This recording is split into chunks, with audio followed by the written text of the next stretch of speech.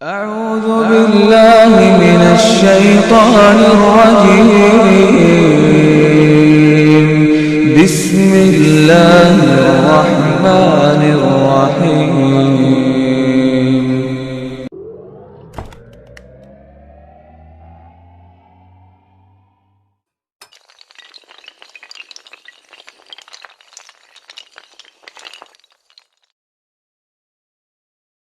السلام علیکم ورحمۃ اللہ وبرکاتہ. الحمد للہ رب العالمین وبہ نستعین وصلی اللہ علی نبینا محمد وعلی آلہ واصحابہ اجمعین وبعد. اعوذ باللہ من الشیطان الرجیم. بسم اللہ الرحمن الرحیم.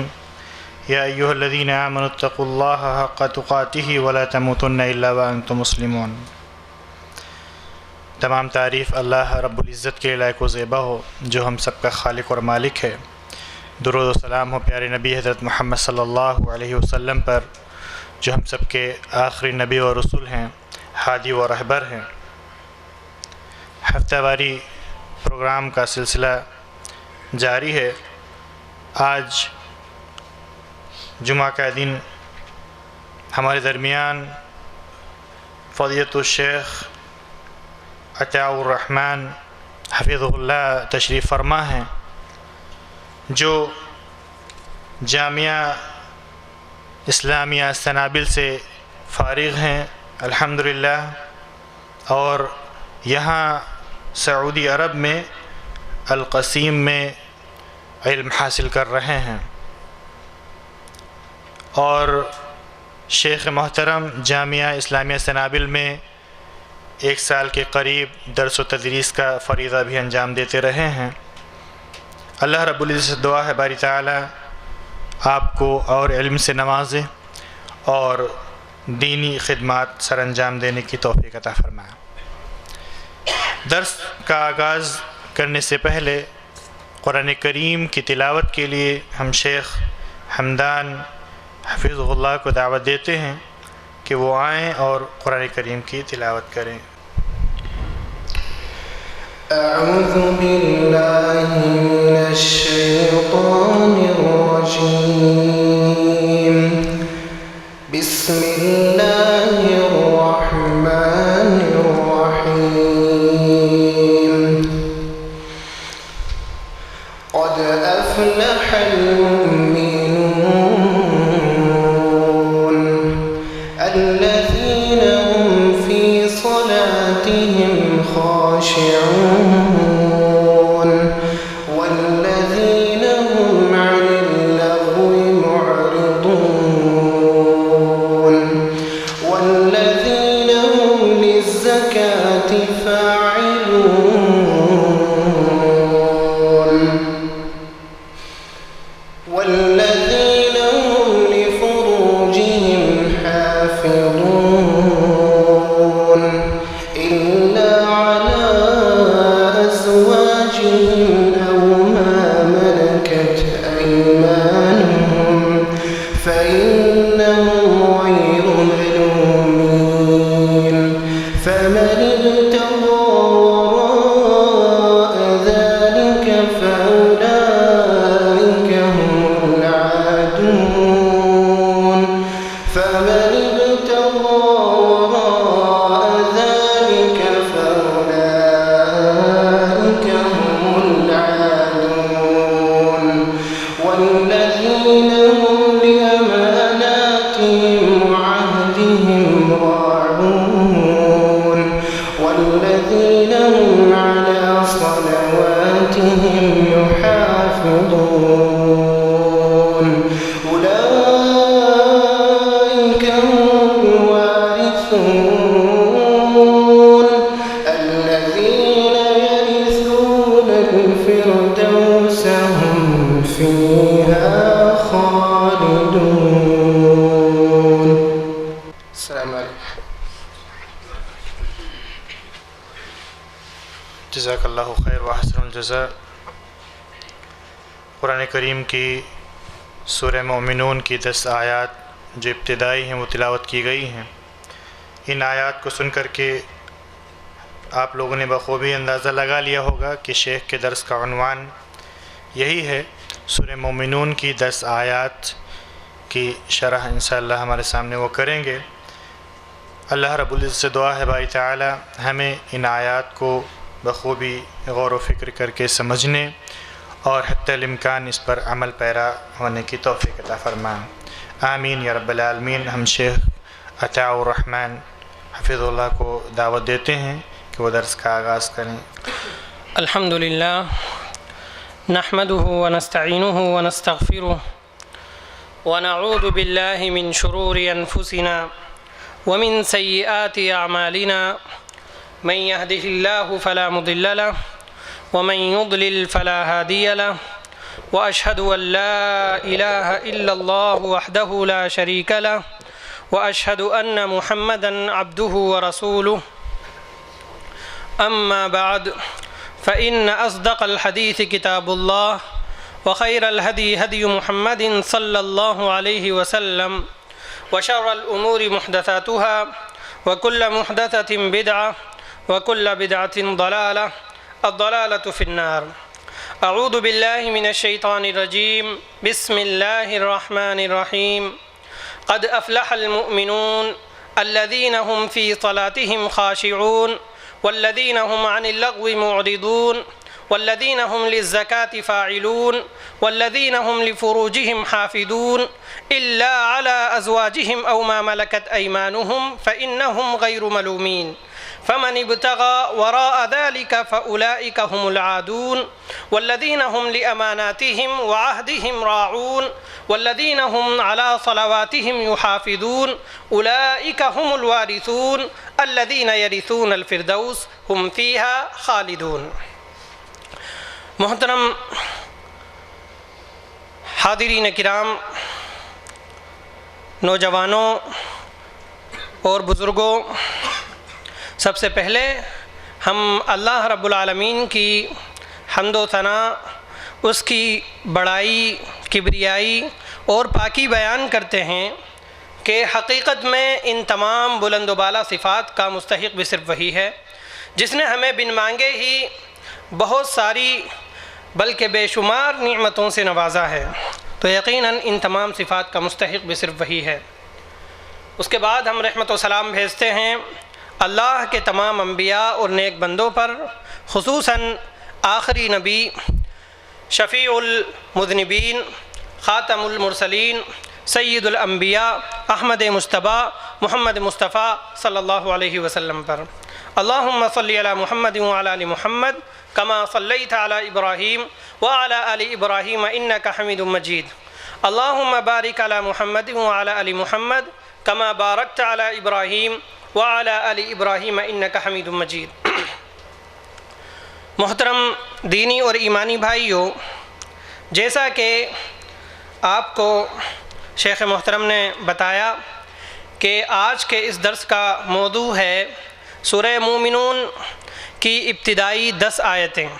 سورہ مومنون وہی صورت ہے جس کے ذریعے سے 18واں پارہ شروع ہوتا ہے۔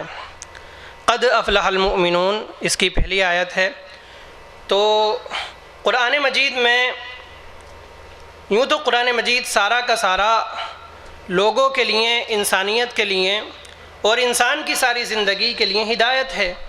قرآن مجید میں روشنی ہے تمام لوگوں کے لیے، قرآن مجید کی ہر آیت میں روشنی ہے اور ہدایت ہے، لیکن قرآن مجید کے کچھ مقامات ایسے ہیں جہاں پر اللہ رب العالمین نے بہت سی اہم تعلیمات کو، اسلام کی بہت سی اہم اور بنیادی تعلیمات کو ایک ہی جگہ جمع فرما دیا ہے اور بہت تفصیل کے ساتھ بیان فرمایا ہے۔ ایسے کئی مقامات قرآن مجید میں ہیں۔ مثال کے طور پر سورہ مائدہ میں آپ پڑھیں گے قُلْ تَعَالَوْا أَتْلُ مَا حَرَّمَ رَبُّكُمْ۔ کئی آیتیں ہیں جن میں اسلام کی بنیادی تعلیمات بیان کی گئی ہیں۔ اسی طرح سے اللہ رب العالمین نے سورہ بنی اسرائیل میں بھی ایک مقام پر اسلام کی بنیادی تعلیمات کو جمع فرما دیا ہے۔ آپ پڑھیں گے وَقَضَىٰ رَبُّكَ أَلَّا تَعْبُدُوا إِلَّا إِيَّاهُ وَبِالْوَالِدَيْنِ إِحْسَانًا۔ اسی طرح سے سورہ الفرقان کے آخر کی آیتیں ہیں وہاں پر بھی اللہ رب العالمین نے مومنین کی بنیادی اور اہم صفات کو تفصیل کے ساتھ بیان فرمایا ہے۔ آپ پڑھیں گے وَعِبَادُ الرَّحْمَنِ الَّذِينَ يَمْشُونَ عَلَى الْأَرْضِ هَوْنًا وَإِذَا خَاطَبَهُمُ الْجَاهِلُونَ قَالُوا سَلَامًا۔ یہ قرآن مجید کے ایسے مقامات ہیں جہاں پر اللہ رب العالمین نے اسلام کی بنیادی تعلیمات سکھائی ہیں اور کافی تفصیل کے ساتھ سکھائی ہیں کہ یہ کرو، یہ کرو، یہ کرو، اور ایسا نہ کرو، اس کام سے بچو، اس کام سے دور رہو۔ تو ایسے ہی مقامات میں سے ایک مقام یہ ہے، یعنی سورہ مومنون کی ابتدائی 10 آیتیں جو آپ کے سامنے قاری صاحب نے تلاوت کی۔ یہ آیتیں بہت ہی اہم ہیں اس ناحیے سے کہ اللہ رب العالمین نے ان آیتوں میں مومنوں کی صفات بیان فرمائی ہیں، مومنوں کی وہ صفات کہ جن کا ہونا جنت میں داخلے کے لیے ضروری ہے۔ ایک مومن کے اندر ان صفات کا ہونا جنت میں داخل ہونے کے لیے اور کامیاب ہونے کے لیے، بامراد ہونے کے لیے بہت ہی ضروری ہے۔ تو آئیے ہم ان آیات کا ترجمہ معلوم کرتے ہوئے ان آیات کی گہرائی میں اترنے کی کوشش کرتے ہیں۔ سب سے پہلے اللہ رب العالمین نے ارشاد فرمایا قد افلح المؤمنون۔ قد کے معنی ہے یقیناً، اور افلح کے معنی ہے کامیاب ہو گئے، یقیناً کامیاب ہو گئے، بامراد ہو گئے، انہوں نے اپنی منزل کو پا لیا، المؤمنون جو مومن ہیں، یقیناً کامیاب ہو گئے ہیں مومن لوگ۔ اس آیت میں سب سے پہلے غور کرنے کی بات یہ ہے کہ اللہ رب العالمین نے کامیابی کس بات کو قرار دیا ہے، کامیابی کس بات کو قرار دیا ہے۔ عام طور پر سماج میں، لوگوں میں جب کہ مادیت پرستی غالب آ گئی ہے اور لوگ دنیا کی طرف مائل ہیں، آخرت سے بیزار اور غافل ہوئے پڑے ہیں، ایسے میں لوگ یہ سمجھتے ہیں کہ انسان اپنا کیریئر بنا لے، انسان اپنی اولاد کی زندگی اچھی کر لے، یعنی انہیں کوئی اچھا سا بزنس مل جائے، اچھا سا کاروبار مل جائے، یا انسان اپنے رہنے سہنے کے لیے مکان اچھا تعمیر کر لے، محل اچھا تعمیر کر لے، وہی انسان کامیاب ہے۔ کوئی انسان شہرت حاصل کر لے، وہ کامیاب ہے۔ کوئی انسان اپنا اسٹیٹس بنا لے، وہ کامیاب ہے۔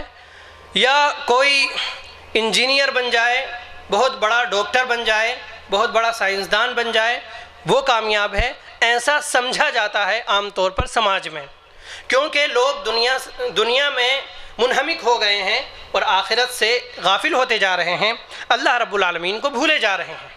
اس لیے پیمانے الٹ گئے ہیں اور لوگ سمجھنے لگے ہیں کہ جو شخص دنیا داری میں جتنی ترقی کر جائے وہ کامیاب ہے، حالانکہ معاملہ ایسا نہیں ہے۔ حقیقی کامیابی کچھ اور ہے۔ حقیقی کامیابی چند روزہ دنیا کی کامیابی نہیں ہے۔ یقیناً کوئی آدمی ڈاکٹر بن جائے، یہ بھی کامیابی ہو سکتی ہے۔ کوئی آدمی اپنی دنیا میں رہتے ہوئے کسی بھی مقصد کو حاصل کر لے، یہ کامیابی ہو سکتی ہے، لیکن یہ حقیقی کامیابی نہیں، یہ عارضی کامیابی ہے، بہت ہی چھوٹی کامیابی ہے، بہت ہی چھوٹی کامیابی ہے۔ جبکہ اس کے علاوہ دنیاوی زندگی کے بعد ایک زندگی ہے جو لامحدود ہے، جو حقیقی زندگی ہے، اور اس کی کوئی انتہا ہے ہی نہیں۔ آپ مثال سے یوں سمجھیں کہ سمندر میں سے اگر ایک قطرہ نکال لیا جائے تو ایک قطرہ یہ دنیا کی زندگی ہوگی اور باقی پورا سمندر آخرت کی زندگی ہوگی۔ آپ سمندر میں سے پانی نکالتے رہیں تو کیا پانی ختم ہو جائے گا سمندر کا؟ ہرگز نہیں ختم ہوگا۔ اسی طرح سے آخرت کی زندگی ہے جو لامحدود ہے، اور جو حقیقی زندگی ہے، یہ دنیاوی زندگی ایک ٹرائل ہے، ایک امتحان ہے، ایک آزمائش ہے، عارضی زندگی ہے۔ تو یہاں کی کامیابی بھی عارضی ہے، اور جو حقیقی زندگی ہے وہ آخرت کی زندگی ہے، تو ظاہر سی بات ہے وہاں کی کامیابی بھی حقیقی کامیابی ہوگی، اور وہاں کی کامیابی کا دار و مدار ایمان پر ہے۔ اللہ رب العالمین نے سب سے پہلے ارشاد فرمایا قد افلح المؤمنون، یقیناً کامیاب ہو گئے ہیں مومن لوگ۔ تو اس آیت سے معلوم یہ ہوا کہ ایمان کی سب سے پہلی شرط، کامیابی کی سب سے پہلی شرط اور کامیابی کی بنیاد ایمان ہے۔ ایمان ہے۔ اب ایمان کن چیزوں پر لانا ہے، اس کی تفصیلات قرآن مجید میں کئی مقامات پر ہیں، اور حدیث میں بھی اللہ کے رسول صلی اللہ علیہ وسلم نے ایمان کی تفسیر فرمائی ہے۔ قرآن مجید میں سورہ بقرہ کی جو آخری 2 آیتیں ہیں، اس میں پہلی آیت ہے آمن الرسول بما انزل الیہ من ربہ والمؤمنون کل آمن باللہ وملائکتہ وکتبہ ورسلہ لا نفرق بین احد من رسلہ۔ اس میں اللہ رب العالمین ارشاد فرماتا ہے کہ ایمان لایا رسول بما انزل الیہ من ربی، اس پر جو ان کی طرف نازل کیا گیا ہے ان کے رب کی طرف سے۔ کل آمن باللہ وملائکتہ، آمن الرسول بما انزل الیہ من ربہ والمؤمنون، کہ ایمان لائے مومن رسول اور مومن بھی اس پر جو رسول کی طرف ان کے رب کی طرف سے نازل کیا گیا، اور ہر شخص یعنی مومنوں میں سے اور کامیاب لوگوں میں سے ہر شخص ایمان لایا باللہ اللہ پر، وملائکتہ اس کے فرشتوں پر، وکتبہ اس کی کتابوں پر، ورسلہ اور اس کے رسولوں پر۔ اور اس کے بعد رسولوں پر ایمان لانے کے تعلق سے ایک بہت ہی اہم بات اللہ رب العالمین نے ارشاد فرمائی، لا نفرق بین احد من رسلہ، کہ وہ کہتے ہیں، مومن لوگ کہتے ہیں کہ ہم اللہ کے رسولوں میں سے کسی کے درمیان تفریق نہیں کرتے۔ ہم ایسا نہیں کہتے کہ ایک نبی پر ایمان لانا چاہیے اور دوسرے نبی کو چھوڑ دینا چاہیے، ایک نبی کی تعلیمات برحق تھیں اور دوسرے نبی کی تعلیمات برحق نہیں تھیں۔ ہم ایسا نہیں کہتے، ہم تمام انبیاء کو مانتے ہیں، تمام انبیاء کی پیروی کرتے ہیں اس تعلیم کے مطابق جو اللہ رب العالمین نے تمام انبیاء کے سلسلے میں ہمیں دی ہے۔ تو ایمان اللہ پر لانا ہے، اللہ کے فرشتوں پر لانا ہے، اللہ کے نبیوں پر لانا ہے، اللہ کی کتابوں پر اور آخرت کے دن پر لانا ہے۔ اسی طرح کی ایک حدیث ہے جو حدیث جبریل کے نام سے مشہور ہے، اس میں جبریل امین آتے ہیں اللہ کے رسول صلی اللہ علیہ وسلم کے پاس اور آپ سے سوال کرتے ہیں کہ اسلام کیا ہے، تو آپ صلی اللہ علیہ وسلم اسلام کی تعریف ان کے سامنے بیان فرماتے ہیں۔ پھر اس کے بعد جبریل امین پوچھتے ہیں ایمان کیا ہے، تو آپ صلی اللہ علیہ وسلم ایمان کے بارے میں فرماتے ہیں ان تؤمن باللہ وملائکتہ وکتبہ ورسلہ والیوم الآخر والقدر خیرہ وشرہ۔ صحیح مسلم کی روایت ہے، اللہ کے رسول صلی اللہ علیہ وسلم ارشاد فرماتے ہیں ایمان لانے کا مطلب یہ ہے کہ تم اللہ پر ایمان لاؤ، اس کے فرشتوں پر ایمان لاؤ، اس کے رسولوں پر ایمان لاؤ، اس کی کتابوں پر ایمان لاؤ، آخرت کے دن پر ایمان لاؤ اور اچھی بری تقدیر پر ایمان لاؤ۔ تو ایمان لانے کے لیے یہ تمام چیزوں پر ایمان رکھنا ضروری ہے، تبھی ہم کامیابی کی پہلی سیڑھی پر چڑھ سکتے ہیں۔ اور اس کے علاوہ ایمان باللہ ان تمام ایمانوں میں سب سے اہم ہے۔ ایمان باللہ تمام ایمانوں کی بنیاد ہے۔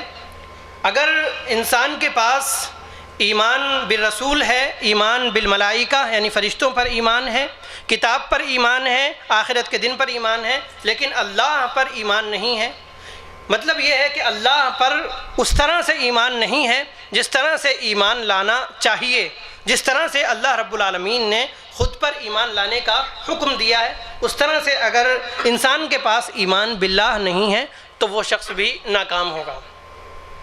تو ایمان باللہ کا سب سے پہلا تقاضا یہ ہے کہ ہم اللہ کو اس کی ربوبیت میں ایک مانیں، اللہ کو اس کی ربوبیت میں ایک مانیں، مطلب یہ ہے کہ ہم یہ سمجھیں، یہ اعتقاد رکھیں، یہ یقین رکھیں کہ کائنات کا نظام چلانے والا صرف اور صرف اللہ ہے، کائنات کو بنانے والا صرف اور صرف اللہ ہے، کائنات میں تصرف کرنے والا صرف اور صرف اللہ ہے، تمام کائنات کا رب اللہ ہے، انسان کو اس نے بنایا اور بنانے کے بعد انسان کو رزق بھی وہی دیتا ہے اور انسان کی پرورش بھی وہی کرتا ہے، بارش بھی وہی برساتا ہے، اولاد سے بھی وہی نوازتا ہے۔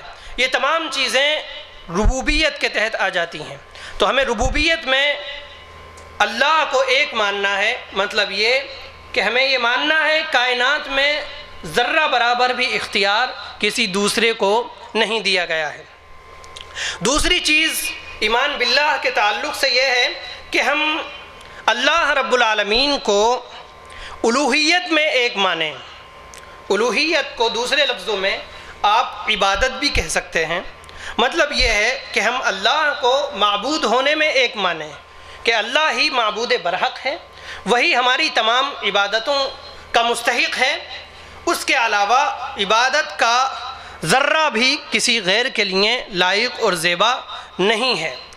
اللہ کے علاوہ کوئی فرشتہ، کوئی جن، کوئی نبی، اللہ کی زیادہ سے زیادہ مقرب مخلوق بھی ذرہ برابر عبادت کی مستحق نہیں ہے۔ جتنی بھی عبادتیں ہیں، چاہے وہ نماز ہو، نماز کے اندر دعا ہو، رکوع ہو، سجدہ ہو، قیام ہو، یہ ساری کی ساری عبادتیں اللہ کے لیے ہیں۔ اگر طواف کیا جائے گا تو وہ اللہ کے گھر کا کیا جائے گا، اور اگر کسی کے گھر کا ثواب کی نیت سے سفر کیا جائے گا تو وہ اللہ کے گھر کا سفر کیا جائے گا۔ تو یہ اللہ کو اس کی الوہیت میں ایک ماننے کا مطلب ہے۔ اسی طرح سے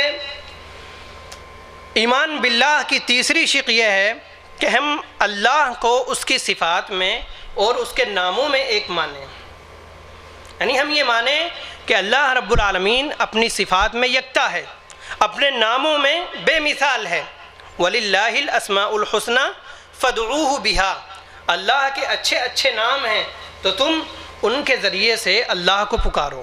یعنی جتنے بھی اللہ کے نام ہیں وہ تمام کے تمام اچھے ہیں، اور ان ناموں میں اور اللہ کی اچھی اچھی صفات میں اس کا کوئی بھی شریک نہیں ہے، تو ہم اللہ کی صفات میں اس کو بے مثال مانیں۔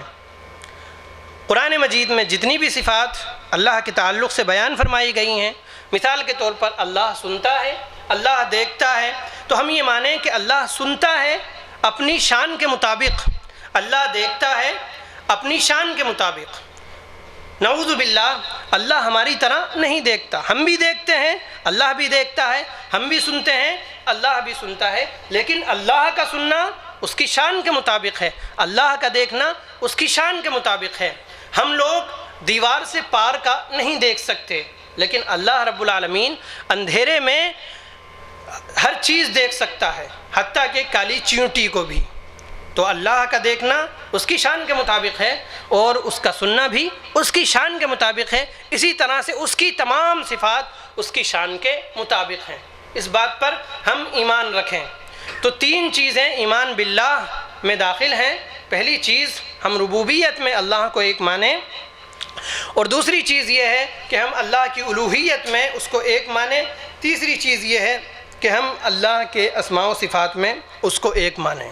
اس طرح سے بنتا ہے قد افلح المؤمنون، کہ کامیاب ہو گئے ہیں ایمان والے، وہ لوگ جو ایمان رکھتے ہیں اللہ پر، اس کی کتابوں پر، اس کے رسولوں پر، اس کے فرشتوں پر، اور آخرت کے دن پر۔ اس کے بعد اللہ رب العالمین نے ارشاد فرمایا الذین هم فی صلاتہم خاشعون، کامیاب ہو گئے ہیں وہ مومن جو اپنی نمازوں میں خشوع اختیار کرتے ہیں، اپنی نمازوں میں اللہ کے آگے سکون کے ساتھ، اطمینان کے ساتھ کھڑے ہو جاتے ہیں، اللہ سے ڈرتے ہیں، ان کے دل اللہ کے آگے جھکے ہوئے ہوتے ہیں۔ الذین هم فی صلاتہم خاشعون، وہ مومن جو اپنی نمازوں میں خشوع اور خضوع اختیار کرنے والے ہیں۔ تو اس آیت میں آپ نے غور کیا ہوگا کہ ایمان کے بعد فوراً نماز کا ذکر کیا گیا، ایمان کے بعد فوراً نماز کا ذکر کیا گیا۔ اس کے ذریعے سے اللہ رب العالمین ہمیں یہ پیغام دینا چاہتا ہے کہ سب سے پہلی چیز کامیابی کے لیے ایمان ہے، اور دوسری چیز نماز ہے۔ ایمان کا تعلق عقیدے سے ہے، دل سے ہے، اور انسان کی سوچ سے ہے، لیکن عملی احکام میں سب سے پہلے نماز آتی ہے، صلاۃ آتی ہے۔ سب سے پہلے صلاۃ ہے، اور صلاۃ بھی وہ جس میں انسان صرف جسمانی طور پر حاضر نہ ہو، بلکہ اپنے ذہن سے بھی حاضر ہو اور اپنے دل سے بھی حاضر ہو۔ اسی کو کہتے ہیں خشوع، کہ انسان صرف بدن سے اللہ رب العالمین کے سامنے حاضر نہ ہو، بلکہ اس کا ذہن بھی حاضر ہو اور اس کا دل بھی حاضر ہو۔ جب رکوع کر رہا ہو تو صرف اس کا سر اللہ رب العالمین کے آگے نہ جھک رہا ہو، جب وہ سجدہ کر رہا ہو تو صرف اس کی پیشانی اللہ کے آگے زمین پر نہ ٹک رہی ہو، بلکہ رکوع اور سجدے کے ساتھ اس کا دل بھی رکوع کرے اور اس کا دل بھی سجدہ کرے۔ اس کا نام ہے خشوع۔ اور خشوع کیسے آئے؟ آپ سوچ رہے ہوں گے کہ خشوع کے پیدا کرنے کی ترکیب کیا ہے؟ تو سب سے پہلی ترکیب خشوع کے پیدا کرنے کی یہ ہے کہ ہم اس چیز کو سمجھیں جو نماز میں پڑھی جاتی ہے۔ کوئی بھی چیز ہو، چاہے وہ سب سے پہلی دعا اللہم باعد بینی و بین خطایایا کما باعدت بین المشرق والمغرب، یہ دعا ہو، یا سبحانک اللہم و بحمدک و تبارک اسمک و تعالی جدک، یہ دعا ہو، تو ہم جو کچھ بھی نماز میں پڑھ رہے ہیں اس کو سمجھیں۔ اللہ اکبر ہم کہہ رہے ہیں تو اس کے معنی ہمارے ذہن میں فٹ ہو جائیں، دل اس معنی کا اقرار کرے کہ یقیناً اللہ سے بڑھ کر کائنات کے اندر کوئی بھی چیز نہیں ہے، اور سب سے بڑھ کر اللہ رب العالمین ہے، سب سے بڑا اللہ رب العالمین ہے۔ تو جب آپ جو کچھ پڑھ رہے ہیں نماز کے اندر اس کو سمجھیں گے تو اس طرح سے نماز میں آپ کا دل اور آپ کا دماغ بھی حاضر ہوگا۔ یہ سب سے پہلا ذریعہ ہے۔ اور بھی ذریعے خشوع اور خضوع حاصل کرنے کے ہو سکتے ہیں، لیکن سب سے پہلا ذریعہ یہی ہے کہ آپ ان تمام چیزوں کو سمجھیں جو آپ نماز میں پڑھتے ہیں۔ مثال کے طور پر آپ نماز میں سورہ فاتحہ پڑھتے ہیں تو آپ پر لازم ہے کہ سورہ فاتحہ کا ترجمہ آپ سمجھیں، ترجمہ آپ یاد کریں، اور جب تلاوت سورہ فاتحہ کی نماز میں کر رہے ہوں تو آپ کے ذہن میں اس کے معنی بھی آتے چلے جائیں۔ اسی طرح سے ان تمام صورتوں کا ترجمہ آپ ذہن میں رکھیں جو عام طور پر آپ نماز میں پڑھتے ہیں، خاص طور پر 30ویں پارے کی آیات، اور کوشش کریں، جیسا کہ یہاں الحمدللہ ماحول ہے، بڑے لوگ بھی یہاں تعلیم حاصل کرتے ہیں، تعلیم بالغان کا سسٹم ہے، بہت خوشی ہوئی یہ دیکھ کر۔ تو آپ کوشش کریں کہ اس نظام کے ذریعے سے عربی زبان حاصل کریں، عربی زبان سیکھیں۔ اس سے کم از کم اتنا تو ہو جائے گا کہ آپ جب نماز میں امام کی تلاوت سنیں گے تو آپ کے ذہن میں اتنا آ جائے گا کہ اس آیت میں اللہ رب العالمین کیا فرما رہا ہے۔ بہت ممکن ہے کہ آپ کے ذہن میں پورا آیت کا ترجمہ نہ آئے، ایک ایک لفظ کے معنی آپ نہ سمجھتے ہوں، لیکن اتنا تو آپ سیکھ ہی سکتے ہیں کہ جب کہیں اصحاب الجنہ کا لفظ آ جائے تو آپ سمجھ جائیں کہ یہاں جنتی لوگوں کا بیان چل رہا ہے، اور کہیں اصحاب النار کا لفظ آ جائے تو آپ سمجھ جائیں کہ یہاں جہنمی لوگوں کا بیان چل رہا ہے، کہیں یا ایھا الذین آمنوا آ جائے تو آپ سمجھیں یہاں مومنوں سے خطاب ہو رہا ہے، کہیں اعبدوا ربکم کا لفظ آ جائے تو آپ سمجھیں یہاں اللہ حکم دے رہا ہے کہ اپنے رب کی عبادت کرو۔ تو اتنی موٹی موٹی عربی آپ الحمدللہ یہاں سیکھ سکتے ہیں۔ تو آپ کوشش کریں کہ زیادہ سے زیادہ اس نظام کے ذریعے سے علم حاصل کریں، اور خاص طور پر اپنے بچوں کو دیکھیے، آپ لوگ بڑے ہو چکے ہیں، ابھی بھی آپ علم حاصل کر سکتے ہیں، عربی سیکھ سکتے ہیں، لیکن اگر آپ اپنے بچوں کو علم حاصل کراتے ہیں، بچوں کو ابھی سے سکھاتے ہیں تو وہ زیادہ مفید ہوگا، اس کا فائدہ بہت دور تک محسوس ہوگا۔ اس کی ایک وجہ تو یہ ہے کہ جب انسان بڑا ہو جاتا ہے تو اس کے ذہن میں طرح طرح کے مشاغل ہوتے ہیں، طرح طرح کی باتیں اس کے ذہن میں بسی ہوئی ہوتی ہیں، اور وہ پوری توجہ کسی ایک کام کی طرف نہیں دے پاتا۔ اسے ایک کاروبار بھی سنبھالنا ہوتا ہے، اپنی ڈیوٹی بھی انجام دینی ہوتی ہے، اسی طرح سے اپنے بیوی بچوں کے حقوق بھی ادا کرنے ہوتے ہیں، اور بھی دنیا بھر کے مشاغل آ جاتے ہیں، مصروفیتیں آ جاتی ہیں۔ تو اس عمر میں آدمی چاہ کر بھی پوری توجہ علم حاصل کرنے پر صرف نہیں کر سکتا، جبکہ بچپن میں کسی طرح کی کوئی ٹینشن نہیں ہوتی، کسی طرح کی کوئی فکر نہیں ہوتی، انسان کا ذہن خالی ہوتا ہے، اور انسان کا ذہن بچپن میں چیزوں کو قبول کرنے کی زیادہ صلاحیت رکھتا ہے۔ کہتے ہیں کہ بچے کا ذہن، بچے کا دماغ ایک سفید کاغذ کی طرح ہوتا ہے، کورے کاغذ کی طرح ہوتا ہے، آپ پین سے اس پر جو چاہیں لکھ دیں، جو چاہیں لکھ دیں، جبکہ بڑے کا دماغ اس کاغذ کی طرح ہوتا ہے جس پر بہت کچھ لکھا جا چکا، اب اس پر آپ کچھ لکھیں گے تو وہ اتنا ثابت اور دیر پا نہیں رہے گا اور اتنا صاف بھی نہیں لکھا جا سکے گا۔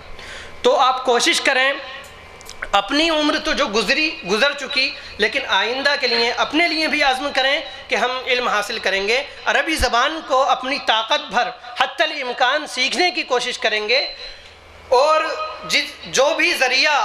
جس ذریعے سے بھی دین کا علم حاصل کرنا ممکن ہو حاصل کریں گے، لیکن آپ یہ عہد کریں کہ اپنے بچوں کو ابھی سے دین کا علم حاصل کرنے کے لیے لگائیں گے اور کوشش کریں گے کہ وہ دین کا علم حاصل کریں، قرآن کا علم سیکھیں، حدیث کا علم سیکھیں، تاکہ آئندہ وہ لوگوں کی رہنمائی کر سکیں اور خود بھی اپنی زندگی کو سنواریں اور جنت میں داخل ہونے کے لائق بنا لیں۔ تو علم حاصل کرنا سب پر فرض ہے، طلب العلم فریضۃ علی کل مسلم، ہر مسلمان پر علم کا حاصل کرنا فرض ہے، چاہے وہ مرد ہو چاہے عورت ہو۔ تو آپ عزم کریں کہ اپنی نمازوں میں خشوع پیدا ہو جائے، خضوع پیدا ہو جائے، جب ہم اللہ کے آگے سر جھکائیں تو ہمارا دل بھی جھک رہا ہو، ہمارا دماغ بھی جھک رہا ہو، اور اس کے لیے علم حاصل کرنا بہت ہی ضروری ہے۔ اس کے بعد اللہ رب العالمین مومنوں کی دوسری صفت، کامیاب مومنوں کی دوسری صفت بیان فرماتا ہے، والذین هم عن اللغو معرضون، اور کامیاب ہو گئے وہ مومن جو لغویات سے پرہیز کرتے ہیں، لغویات سے پرہیز کرتے ہیں۔ آپ سمجھ ہی گئے ہوں گے کہ لغویات کا مطلب کیا ہے۔ لغویات کا مطلب یہ ہے ایسے کام یا ایسی باتیں جن کا فائدہ نہ دنیا میں کچھ ہو اور نہ آخرت میں کچھ فائدہ ہو، ایسے تمام کام اور ایسی تمام باتیں لغویات میں آتی ہیں۔ تو اللہ رب العالمین کامیاب مومنین کی صفات بیان کرتے ہوئے ارشاد فرماتا ہے کہ وہ مومن کامیاب ہیں جو لغو سے پرہیز کرتے ہیں۔ ایک دوسرے مقام پر بھی اللہ رب العالمین نے ارشاد فرمایا وَإِذَا مَرُّوا بِاللَّغْوِ مَرُّوا كِرَامًا، کہ مومن لوگ، اللہ کے بندے، سچے بندے وہ ہیں کہ جب ان کا کسی لغو کام کے پاس سے گزر ہوتا ہے، یا ایسے لوگوں کے پاس سے گزر ہوتا ہے جو لغو کام میں مشغول ہیں، فضول کے کاموں میں مشغول ہیں، تو وہ اپنے دامن کو بچاتے ہوئے سلامتی کے ساتھ وہاں سے گزر جاتے ہیں اور اس میں اپنے آپ کو مشغول نہیں رکھتے۔ تو کامیاب ہونے کے لیے لغویات سے پرہیز بھی ضروری ہے۔ لغویات سے پرہیز تین طرح کا ہو سکتا ہے۔ ایک تو یہ کہ ہم کوئی بھی لغو کام نہ کریں، یعنی عملی طور پر کسی بھی فضول کام میں، فالتو کام میں شریک نہ ہوں۔ دوسرے یہ کہ اپنی زبان کو لغویات سے بچائیں، کوئی بھی فالتو بات اپنی زبان سے نہ نکالیں، کوئی بھی ایسی بات جس کا دنیا میں کچھ فائدہ نہ ہو اور آخرت میں بھی کچھ فائدہ نہ ہو اپنی زبان سے نہ نکالیں۔ عقبہ بن عامر رضی اللہ تعالیٰ عنہ کی روایت ہے، کہتے ہیں کہ میں نے رسول اللہ صلی اللہ علیہ وسلم سے دریافت فرمایا کہ یا رسول اللہ، نجات کیا ہے؟ من نجات کیا ہے؟ تو آپ صلی اللہ علیہ وسلم نے ارشاد فرمایا امسک علیک لسانک، اپنی زبان کو روکے رکھو، اپنی زبان کو روکے رکھو، ولیسعک بیتک، اور اپنے گھر میں زیادہ رہنے کی کوشش کرو، اپنے گھر میں زیادہ رہنے کی کوشش کرو، یعنی باہر زیادہ نہ نکلو، ضرورت کے لیے ہی باہر نکلو۔ اور تیسری بات آپ نے فرمائی وابکی علی خطیئتک، اپنی غلطیوں پر، اپنے گناہوں پر رو گڑ گڑاؤ، اللہ سے معافی مانگو۔ یہ امام احمد کی جو مسند ہے اس میں حدیث آئی ہے، اور ترمذی میں امام ترمذی نے بھی اس کو روایت کیا ہے۔ تو اس حدیث میں نجات کے لیے سب سے پہلے جو نصیحت آپ صلی اللہ علیہ وسلم نے اپنے صحابی عقبہ بن عامر رضی اللہ تعالیٰ عنہ کو کی تھی وہ تھی امسک علیک لسانک، کہ تم اپنی زبان کو روکے رکھو۔ ایک مرتبہ ایک صحابی نے اللہ کے رسول صلی اللہ علیہ وسلم سے دریافت فرمایا تھا کہ یا رسول اللہ، جو کچھ ہماری زبان سے نکلتا ہے کیا اس پر بھی ہمارا حساب کتاب کیا جائے گا؟ تو آپ صلی اللہ علیہ وسلم نے فرمایا کہ یقیناً بہت سے لوگ جہنم میں صرف زبان کی وجہ سے ہی گھسیٹے جائیں گے، ان کی زبان سے ایسی باتیں نکلی ہوں گی جن کو اللہ رب العالمین ناپسند فرماتا ہوگا، تو وہ ان باتوں کی وجہ سے جہنم میں ڈال دیے جائیں گے۔ تو ہمارے لیے ضروری ہے کہ ہم لغویات سے پرہیز کے لیے، لغویات سے بچنے کے لیے اپنی زبان کو بھی فضول کاموں سے محفوظ رکھیں۔ اور تیسری چیز یہ ہے لغویات سے پرہیز کرنے کی کہ ہم اپنی سوچ کو اور اپنی فکر کو بھی فضول باتوں سے بچائیں۔ جب کبھی ہماری فکر، ہماری سوچ غلط باتوں کے بارے میں جا رہی ہو، غلط اینگل پر چل رہی ہو، تو فوراً ہمیں اپنی سوچ کو لگام دینی چاہیے۔ اللہ کے رسول صلی اللہ علیہ وسلم نے ارشاد فرمایا کہ شیطان تم میں سے کسی شخص کے پاس آتا ہے اور اسے سوچنے پر مجبور کرتا ہے کہ اللہ رب العالمین نے اس چیز کو پیدا کیا ہے، مثال کے طور پر آسمان کو پیدا کیا ہے، زمین کو پیدا کیا ہے، تو ایسے ہی کرتے کرتے شیطان اسے یہاں تک لے آتا ہے کہ اس کے ذہن میں سوال کھڑا ہوتا ہے کہ پھر اللہ نے اس کو پیدا کیا، اس کو پیدا کیا، تو اللہ کو کس نے پیدا کیا؟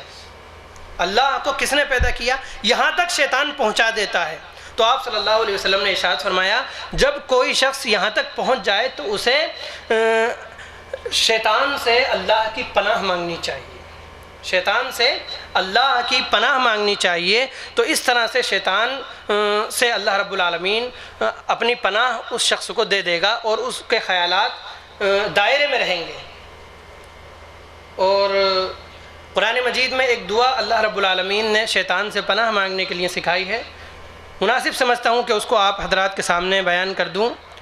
اللہ رب العالمین ارشاد فرماتا ہے قُلْ رَبِّ أَعُوذُ بِكَ مِنْ ہَمَزَاتِ الشَّيَاطِينِ وَأَعُوذُ بِكَ رَبِّ أَنْ يَحْضُرُونَ، کہ کہیے، کیا کہیے؟ رَبِّ أَعُوذُ بِكَ مِنْ ہَمَزَاتِ الشَّيَاطِينِ، اے میرے رب میں تیری پناہ میں آتا ہوں شیطانوں کے وسوسوں سے۔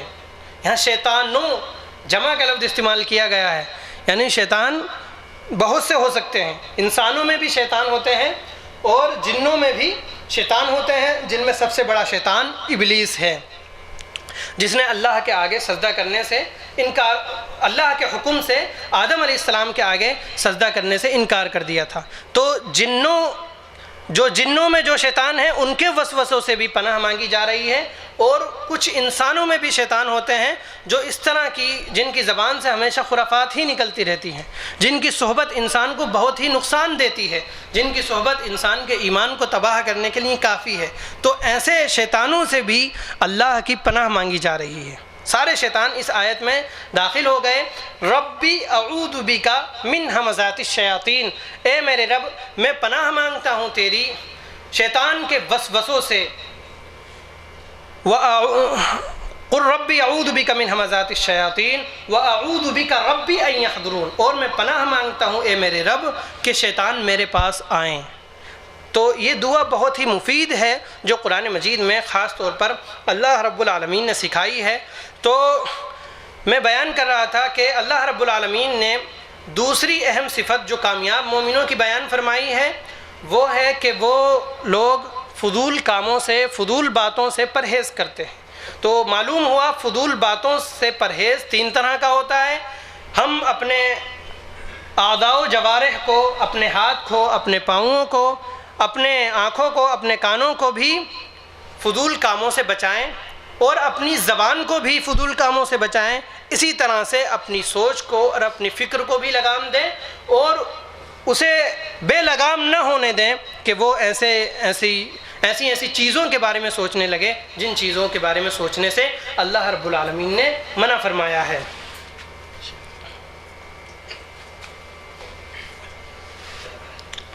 اس کے علاوہ اس کے بعد اللہ رب العالمین ارشاد فرماتا ہے والذین هم لفروجہم حافظون، کہ کامیاب ہیں وہ لوگ جو اپنی شرمگاہوں کی حفاظت کرتے ہیں۔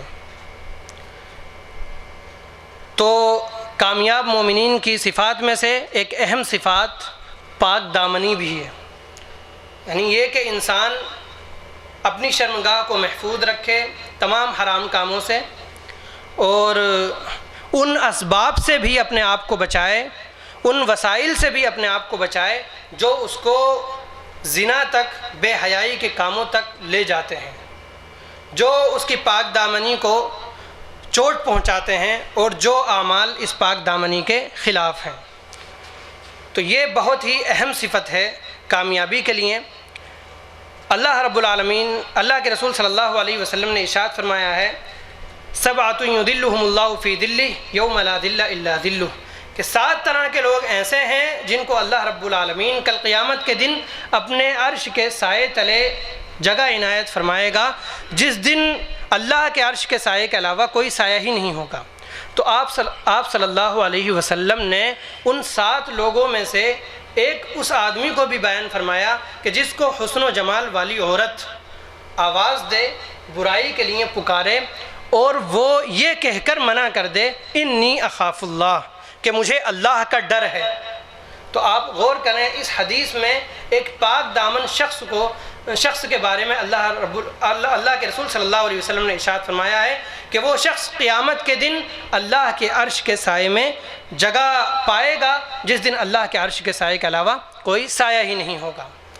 تو ضرورت اس بات کی ہے، اگر ہم کامیاب مومن بننا چاہتے ہیں تو ضرورت اس بات کی ہے کہ اپنی خواہشات کو لگام دیں اور خواہشات کا غلط استعمال نہ کریں، خواہشات کو دائرے میں رکھیں۔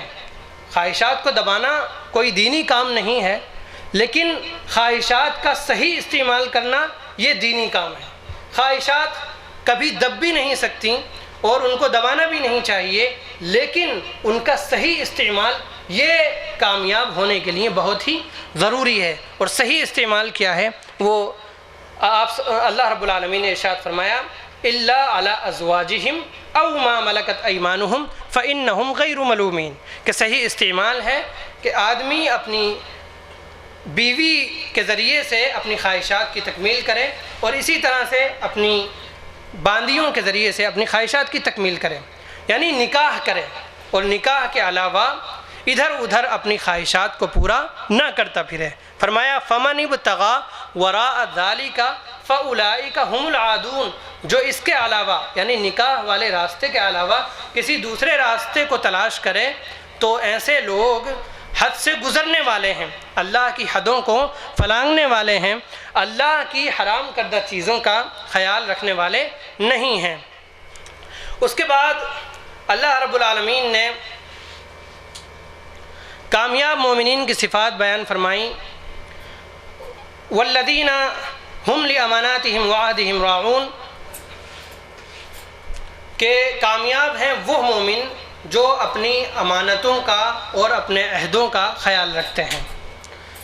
یعنی جتنی بھی امانتیں اللہ رب العالمین نے ان کو دی ہیں اور جتنی بھی امانتیں اللہ کے بندے ان کے پاس رکھتے ہیں اور جتنے بھی عہد انسان نے اللہ سے کیے ہیں اور جتنے بھی عہد انسان نے دوسرے انسانوں سے کیے ہیں، ان تمام باتوں کا خیال رکھنے والے لوگ بھی کامیاب ہیں۔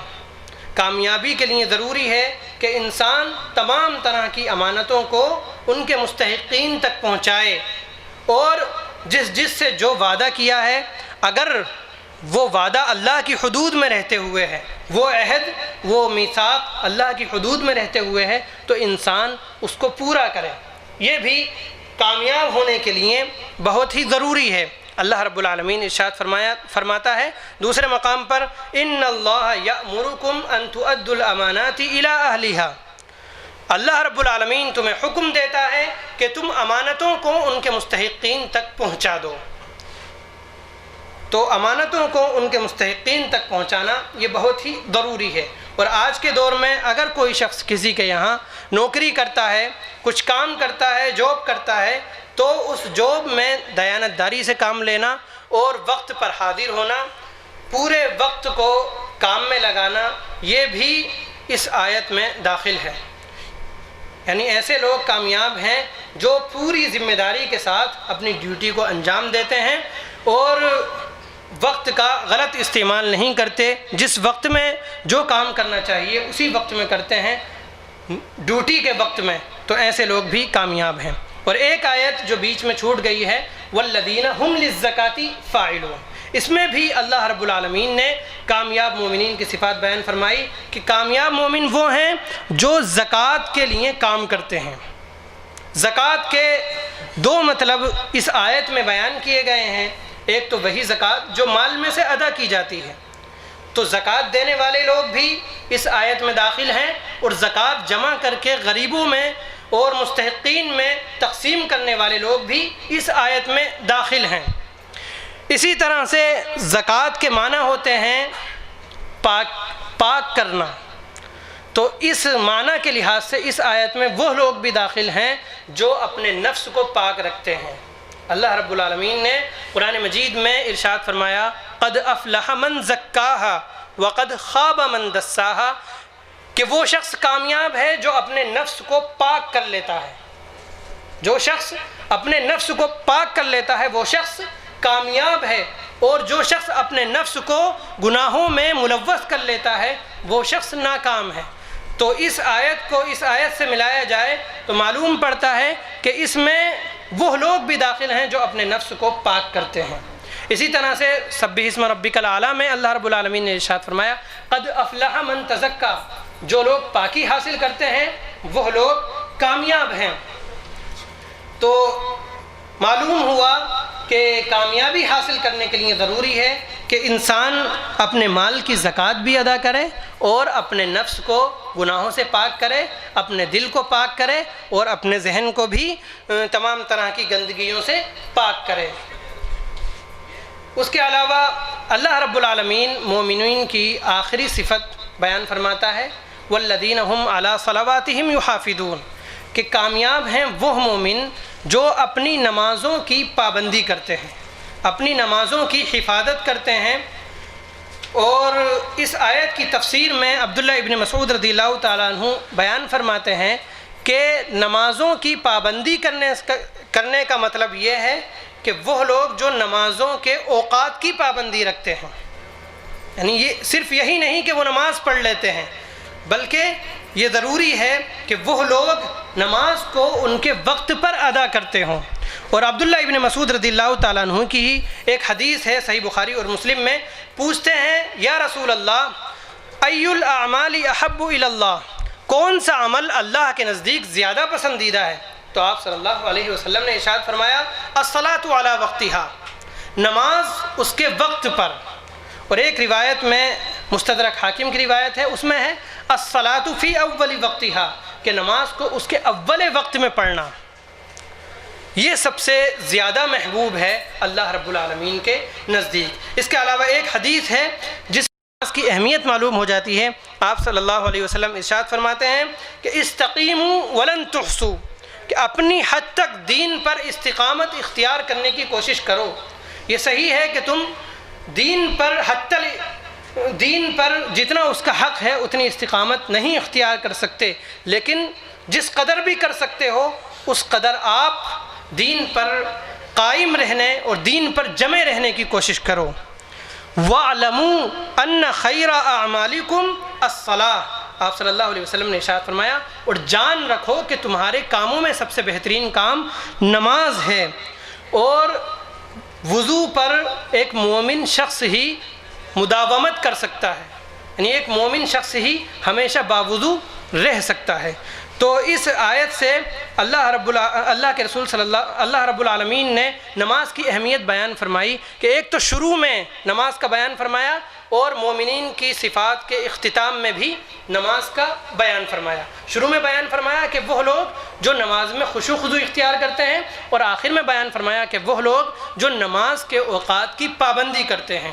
اس سے آپ اندازہ لگا سکتے ہیں کہ اسلام میں اور دین میں نماز کی کتنی اہمیت ہے اور نماز کی پابندی کامیاب ہونے کے لیے کتنی ضروری ہے۔ تو آخر میں اللہ رب العالمین ارشاد فرماتا ہے اولئک هم الوارثون الذین یرثون الفردوس هم فیہا خالدون، کہ وہ لوگ جو مومن ہیں اور جن کے اندر یہ صفات پائی جاتی ہیں، یعنی وہ نماز میں خشوع خضوع اختیار کرتے ہیں، لغویات سے پرہیز کرتے ہیں، زکوٰۃ کے لیے کام کرتے ہیں اور اپنی شرمگاہوں کو محفوظ رکھتے ہیں، اپنی امانتوں کا خیال رکھتے ہیں، اپنے عہد کی پاسداری رکھتے ہیں اور نماز کو ان کے اوقات میں پڑھتے ہیں، ایسے لوگ کامیاب ہیں۔ اور ایسے لوگ اولئک هم الوارثون، یہی لوگ وارث ہیں۔ کس کے وارث؟ الذین یرثون الفردوس، جو فردوس یعنی جنت کے اعلیٰ طبقے کے، جنت کے اعلیٰ درجے کے مستحق ہوں گے۔ ہم فیہا خالدون، اور یہی لوگ اس میں ہمیشہ ہمیش رہیں گے۔ تو یقیناً اگر کسی شخص کو فردوس مل جاتی ہے، جنت کا سب سے اعلیٰ درجہ مل جاتا ہے، تو یہ بہت ہی بڑی کامیابی ہے۔ اللہ کے رسول صلی اللہ علیہ وسلم ارشاد فرماتے ہیں کہ جب بھی تم اللہ رب العالمین سے جنت کا سوال کیا کرو تو جنت الفردوس کا سوال کیا کرو، کیونکہ کیونکہ فردوس جنت کا سب سے بہترین درجہ ہے اور سب سے اعلیٰ درجہ ہے، اور جنت الفردوس کی چھت اللہ کا عرش ہے۔ سبحان اللہ، اللہ اکبر۔ تو آپ بتائیے، جس جنت الفردوس کی اتنی اہمیت ہو، اس کو حاصل کرنے والے لوگ کیوں نہیں کامیاب ہوں گے؟ یقیناً ایسے لوگ کامیاب ہوں گے۔ تو اگر ہم کامیاب ہونا چاہتے ہیں دنیا میں بھی اور آخرت میں بھی، تو ہمیں خاص طور پر ان آیتوں کے اندر بیان کی گئی تعلیمات کو اپنانا ہوگا۔